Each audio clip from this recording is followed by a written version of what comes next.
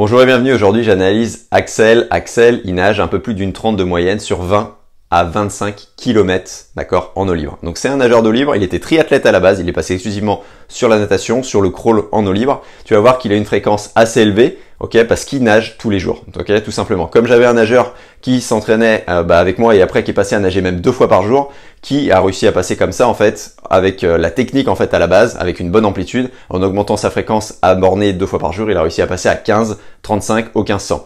Donc là-dessus, te prends pas la tête sur la fréquence, c'est un disclaimer là-dessus que je te prends. La première chose à faire quand tu nages 2 à 3 fois semaine, c'est clairement d'améliorer ton amplitude, d'améliorer ta technique, parce que sur le moyen et sur le long terme, quoi qu'il arrive, tous les nageurs, même à haut niveau, tout ce qui se passe depuis 100 ans, d'accord, sur les records du monde, et ben l'amplitude ne fait qu'augmenter quand la fréquence ne fait que diminuer. Donc technique à fond 100%, et sur ce, je te livre tout de suite l'analyse vidéo d'Axel. Je rappelle, un peu plus d'une 30 sur 20 à 25 km, ce qui est clairement, enfin moi ce qui me paraît complètement fou, complètement dingue. Première chose que je peux dire, même si forcément tout ce que je dis c'est valable en piscine et en eau libre, on va dire que je vais essayer justement de faire le lien avec tout ça. Première chose intéressante. Première chose intéressante au niveau de tes appuis, ce qui est super, tu vois là tu catches et en fait c'est que tu es toujours en position là où tu as de la force en fait tout simplement. Donc tu catches la main légèrement à l'intérieur, tu reviens après sur P2 là, donc ta main elle est la verticale ici, après tu finis de pousser, en fait tu es toujours vraiment en position de force. Donc là-dessus franchement sur tes appuis c'est cool. Au niveau alignement, tu vois la tête, bon forcément déformation en libre, ce qui à mon avis, à mon sens, faut essayer de faire pour déjà limiter un peu les tensions dans la nuque, c'est essayer de l'aligner le plus possible, hein, en tout cas quand t'as pas besoin de la lever, donc d'avoir le regard ici. Donc en piscine t'hésites pas, tu lèves les yeux, c'est sûr qu'en eau libre, à un moment donné il faut lever la tête, mais ça permet, si tu nages pas devant en eau libre, ça permet vraiment de briser ce qu'on appelle les résistances de vague, en fait toutes les résistances que tu as ici, en surface, directement, et qui viennent sur ton bonnet, là sur ta tête, et qui du coup créent des freins, sans compter que si tu nages derrière quelqu'un, du coup ces résistances-là, il n'y a pas de souci.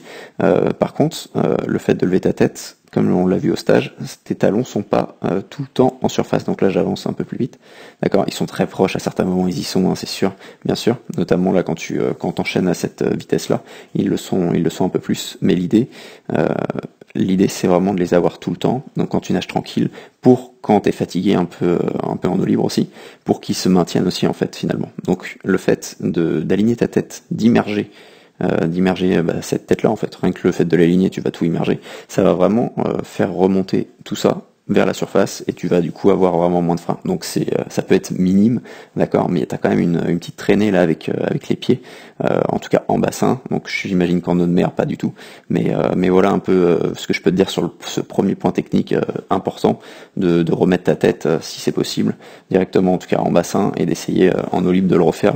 On va dire le plus possible quoi directement, surtout quand t'es devant, donc autant apprendre en fait à le faire tout le temps finalement, parce que sinon ça te fait switcher à chaque fois, ça te fait changer et en termes d'énergie dépensée au niveau de la réflexion, hein, tout con, hein, le cerveau ça dépense de l'énergie aussi, ça peut simplifier les choses de réussir à le faire tout le temps.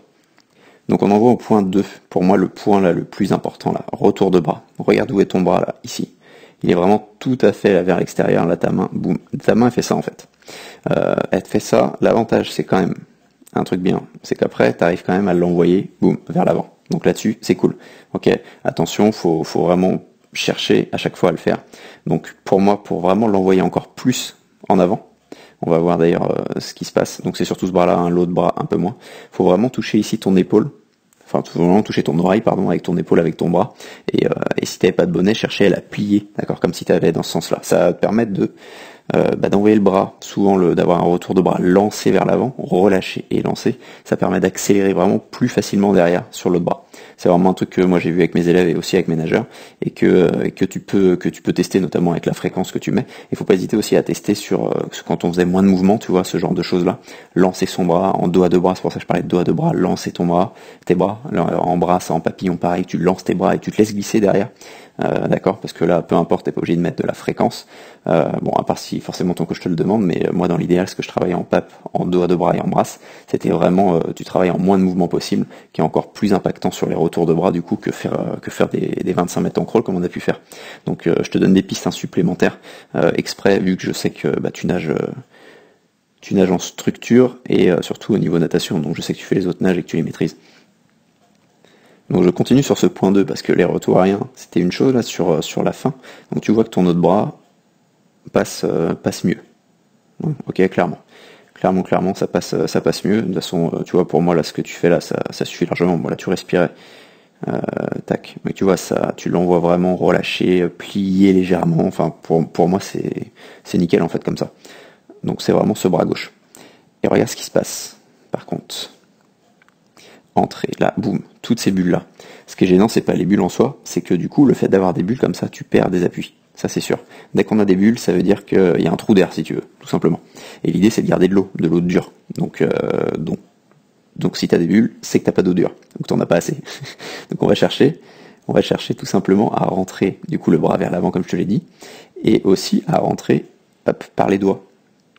D'accord? Vraiment les doigts d'abord. Là, j'ai l'impression que tout, on va regarder sur le côté, mais ça va être mieux. Que tout rentre, tu vois, un peu en même temps. Ce qui crée souvent les bulles, tu vois, t'en as moins de ce côté-là. Tu vois, c'est pas étonnant, t'en as un tout petit peu. Donc toi, tu peux t'amuser à regarder, hein, lever la tête un petit peu, on va enlever ce rond là. Éventuellement, mais pas trop souvent, on lève les yeux dans l'idéal. Là, tiens, hop. Le bras droit, ça va. Le bras gauche, tu vois, beaucoup plus. Attends, je reviens un peu. Tu vois, là, hop, on va y arriver. Tu vois, là, t'as tout qui rentre en même temps. Faut vraiment chercher les doigts d'abord, le coude après. Donc et j'ai que ce repère-là à te donner.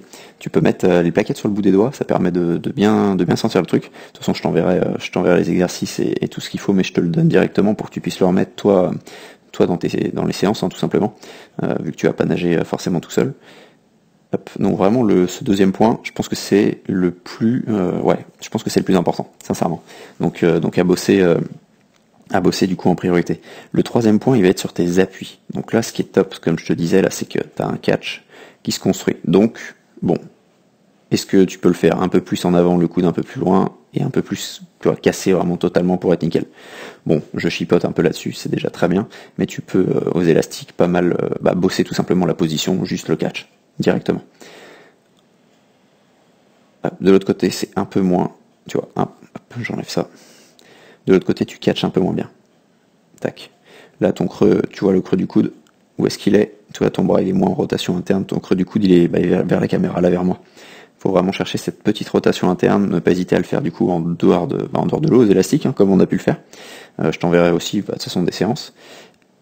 Et cette fin de mouvement, regarde, bon, t'es en eau libre, je sais très bien que quand on accélère en eau libre et quand on envoie de la borne, on peut pas finir de pousser avec le triceps. Sinon le triceps c'est le muscle qui chauffe le plus.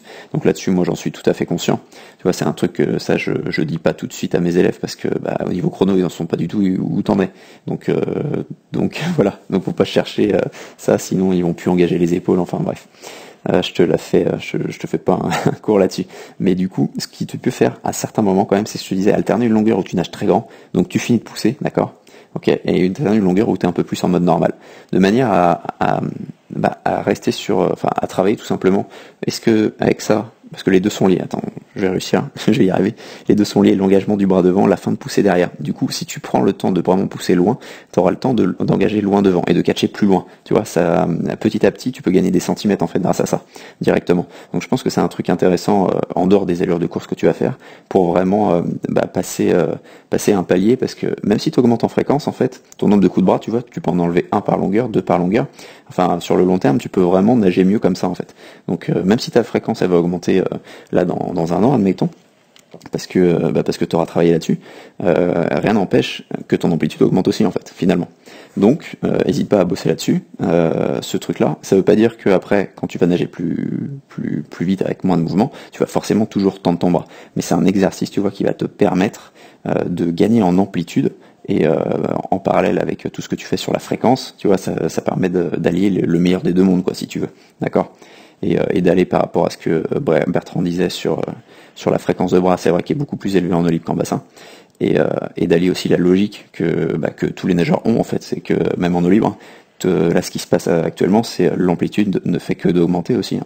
Donc en bassin c'est pareil, hein, ça fait 100 ans que c'est la même chose, les nageurs nagent de mieux en mieux, ils augmentent leur amplitude, et puis basta quoi, les coups de bras ils diminuent. Si toi aussi comme mes élèves tu es triathlète et que tu souhaites recevoir les exercices que je recommande particulièrement pour nager plus facile avec plus d'aisance en dépensant moins d'énergie. Bref, se sentir vraiment glisser de plus en plus sur l'eau. Je t'invite à télécharger la formation offerte que je te mets en lien dans la description où tu vas recevoir 3 exercices que j'utilise régulièrement pour faire passer un palier technique et un palier chronométrique à mes élèves.